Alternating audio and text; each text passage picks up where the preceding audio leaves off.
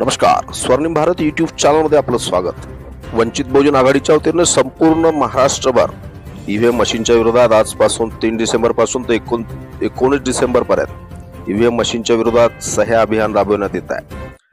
वंचित बहुजन आघाडीचे सर्वेसर्वा बाळासाहेब आंबेडकर यांनी सर्व मतदारांना या सह्यांच्या मोहिमेमध्ये सामील होऊन या इलेक्ट्रॉनिक वोटिंग मशीन म्हणजे ईव्हीएमच्या विरोधात उभं राहण्यासाठी आवाहन केलं आहे।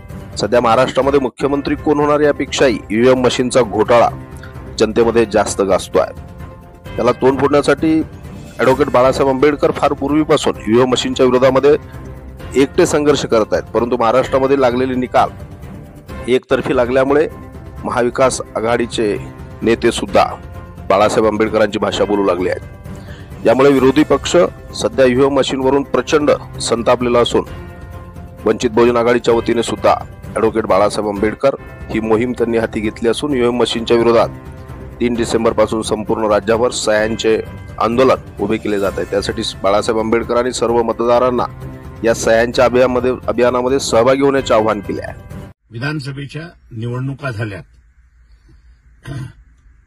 या विधानसभेच्या निवडणुकीमध्ये ईव्हीएम वापरण्यात आली।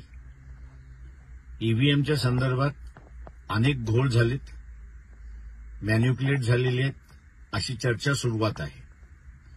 वंचित बहुजन आघाडी यावेळेस खातं उघडणार होती, परंतु या ईव्हीएममुळे खातं खोललं नाही अशी परिस्थिती आहे।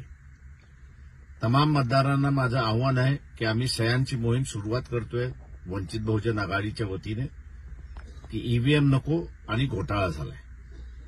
मी तमाम मतदारांना आवाहन करतो की आपण ह्या सह्यांच्या मोहीममध्ये सहभागी व्हावं, कारण का आपल्यालाही तसंच वाटतंय।